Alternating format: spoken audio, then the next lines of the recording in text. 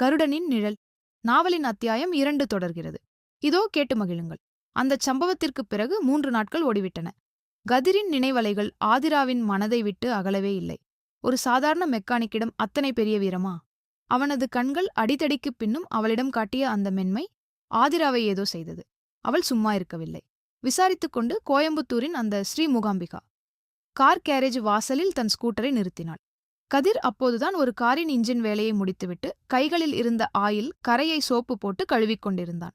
நிழல் விழவே நிமிர்ந்து பார்த்தான். அங்கே மாடர்ன் உடையில் கையில் ஒரு சிறிய ஸ்வீட் பாக்ஸுடன் புன்னகைத்து நின்றிருந்தாள் ஆதிரா. நீங்களா? இங்க எப்படி?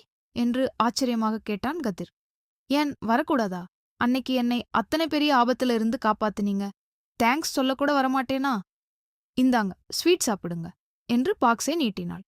கதிர் தயங்கியபடி ஒரு துண்டால் கையை துடைத்துவிட்டு ஸ்வீட்டை வாங்கிக் கொண்டான். இதெல்லாம் எதுக்குங்க? அந்த இடத்துல யார் இருந்தாலும் அதான் பண்ணிருப்பாங்க. கண்டிப்பா மாட்டாங்க கதிர். அன்னைக்கு அத்தனை பேர் வேடிக்கை பார்த்தாங்க, ஆனா நீங்க மட்டும்தான் வந்தீங்க என்ற ஆதிரா கடையைச் சுற்றி பார்த்துவிட்டு, நான் தான் ஆதிரா, பத்திரிகையாளர். உங்களை பத்தி தெரிஞ்சுக்கலாமா என்றால் பேச்சை வளர்க்கும் நோக்கில். அங்கேயே இருந்த ஒரு சிறிய பெஞ்சில் இருவரும் அமர்ந்தார்கள். கதிர் தன் நடுத்தர வர்க்க வாழ்க்கை, அம்மா, தங்கை பற்றியெல்லாம் சாதாரணமாக பேசினான். அவளது பேச்சில் இருந்த துடிப்பும் கதிரின் பேச்சில் இருந்த யதார்த்தமும் இருவரையும் வெகுவாக ஈர்த்தது. ஒரு ஜேர்னலிஸ்டா இருந்துட்டு இவ்வளவு பெரிய ரவுடிகள்ட்ட மாட்டுறீங்களே, பயமா இல்லையா என்று கதிர் கேட்க ஆதிரா சீரியஸானாள். பயம் இருக்கு கதிர். ஆனா அநியாயத்தை பார்த்துட்டு சும்மா இருக்கிறதை விட பயம் பெருசு இல்ல. நான் துரத்துறது சாதாரண ஆளை இல்ல, பரசுராம். பல உயிர்களை கொன்ன நச்சு டானி குழலை அவன் பண்ணியிருக்கான். அத ஆதாரத்தோட உலகத்துக்கு காட்டாம நான் விடமாட்டேன் என்றாள் ஆதிரா, கண்களில் அசாத்திய துணிச்சலுடன். அவளது அந்த சமூக அக்கறையைக் கண்டபோது கதிரின் நெஞ்சுக்குள் முதல் முறையாக காதல் என்ற உணர்வு துளிர்விட்டது. எவ்வளவு தைரியமான பெண் என்று வியந்தான். அன்று தொடங்கி ஆதிரா அடிக்கடி கேரேஜ் பக்கம் வர ஆரம்பித்தாள். பைக் பழுது பார்ப்பது சாக்காக இருந்தாலும் கதிரை பார்ப்பதே அவளது முக்கிய நோக்கமாக இருந்தது. கதிரின் தங்கை காவ்யாவிடமும் அம்மா பார்வதியிடமும் கூட பழகத் தொடங்கினாள்.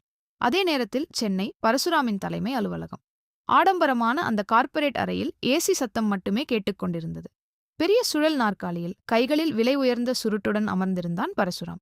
அவனது முகம் எப்போதும் ஒரு குளிர்ந்த குரூரத்தைக் காட்டும். அவனுக்கு முன்னால் அன்று கதிரிடம் அடி வாங்கிய அந்த ரவுடித் தலைவன் நடுங்கிக் கொண்டு நின்றிருந்தான். ஒரு பொம்பளைய தூக்கச் சொன்னா, 4 பேரும் அடி வாங்கிட்டு லேப்டாப்பையும் அவகிட்டயே விட்டுட்டு வந்திருக்கீங்க. உங்களையெல்லாம் உயிரோட வச்சிருக்கணுமா என்று பரசுராம் கரகரப்பான குரலில் கேட்க, அறைக்குள் இருந்த பாதுகாப்பு படையினர் துப்பாக்கியை தொட்டனர். அண்ணே, எங்களை மன்னிச்சிருங்க அண்ணே, நாங்க அவளை தூக்கியிருப்போம். ஆனா நடுவுல ஒருத்தன் வந்தான் அண்ணே, அவன் மனுஷனே இல்ல அண்ணே, அசுரன் மாதிரி அடிக்கிறான், கைய முறிச்சிட்டான் என்று அவன் தன் கட்டியிருந்த கையை காட்டினான். யாரவன்? கோயம்புத்தூர்ல எனக்கு எதிரா கை தூக்குற அளவுக்கு எவனுக்குடா தைரியம் இருக்கு என்று பரசுராம் கோபமாக கேட்க, ரவுடி தன் பாக்கெட்டில் இருந்து ஒரு போட்டோவை எடுத்தான். அவன் பேரு கதிர் அண்ணே, கேரேஜ் வச்சிருக்கான். நாங்க ஆளுங்களை வச்சு அவனோட போட்டோவை ரகசியமா எடுத்தோம் என்று போட்டோவை மேஜை மீது வைத்தான். சுருட்டை வாயில் வைத்தபடியே அலட்சியமாக அந்த புகைப்படத்தை எடுத்த பரசுராம் அதை உற்று பார்த்தான். அடுத்த நொடி அவன் வாயிலிருந்த சுருட்டு கைகளில் விழுந்தது. அவனது கண்கள் அதிர்ச்சியில் அகல விரிந்தன. நாற்காலியிலிருந்து சட்டென்று எழுந்து நின்றான். அவனது நெற்றியில் வியர்வை துளிர்த்தது. அண்ணே, என்னாச்சு அண்ணே என்று ரவுடி பதறினான். பரசுராமின் கைகள் அந்த புகைப்படத்தை பார்த்து நடுங்கின. 20 வருடங்களுக்கு முன்னால் தானே சதி செய்து கொன்ற தன் பார்ட்னர் கருடன் ராஜசேகரின் அதே முகம், அதே கூர்மையான கண்கள். இவன் இவன் எப்படி உயிரோட இருக்கான்? அன்னைக்கு அந்த விபத்துல எல்லாரும் செத்துட்டாங்கன்னு நினைச்சேனே. ராஜசேகரோட பையன் விக்ரமா இவன்? பரசுராமின் மனதில் மரண பயம் சாட்டையாய் அடித்தது. டே என்று கத்தினான் பரசுராம். சொல்லுங்க அண்ணே. இவன் சாதாரண ஆள் இல்லடா. இவன் உயிரோட இருந்தா நான் அழிஞ்சிடுவேன். கோயம்புத்தூருக்கு நம்ம மெயின் ஆளுங்களை அனுப்புங்க. சத்தமில்லாம, எந்த ஆதாரமும் இல்லாம இவனையும் இவன் கூட இருக்கிறவங்களையும் தீர்த்து கட்டணும். நைட்டோட நைட்டா வண்டி கிளம்பட்டும் என்று பரசுராம் ஆக்ரோஷமாக உத்தரவிட்டான். கோயம்புத்தூரில் அன்றைய இரவு அமைதியாக நகர்ந்தது.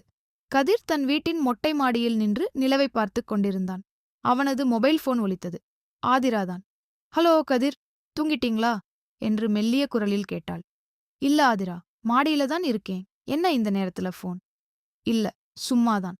அன்னைக்கு நீங்க என்னை எப்படி காப்பாத்துனீங்கன்னு நினைச்சு பார்த்தேன். நீங்க வெறும் மெக்கானிக் மட்டும் இல்ல கதிர், உங்களுக்குள்ள ஏதோ ஒரு பெரிய சக்தி இருக்கு என்றாள் ஆதிரா காதலுடன். கதிர் சிரித்தான். எனக்குள்ள என்ன இருக்கப் போகுது ஆதிரா? நான் சாதாரண நடுத்தர வர்க்கத்து கதிர்தான். அவன் அப்படிச் சொல்லிக் கொண்டிருக்கும் போதே அவனது வீட்டின் கீழ்ப்பகுதியில் இருட்டில் சில கருப்பு நிற உருவங்கள் கத்திகளுடனும் ஆயுதங்களுடனும் சுவரை ஏறி குதிப்பதை கதிர் கவனித்து விட்டான். ஆதிரா, போனை வை, நான் அப்புறம் கூப்பிடுறேன் என்று பதற்றமில்லாமல் போனை கட் செய்தான் கதிர். அவனது கண்கள் இருட்டில் ஜொலித்தன. கருடனின் நிழல்.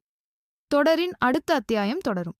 இத்தொடரை தொடர்ந்து கேட்க விரும்பின் எமது சேனலை சப்ஸ்கிரைப் பண்ணுங்கள்.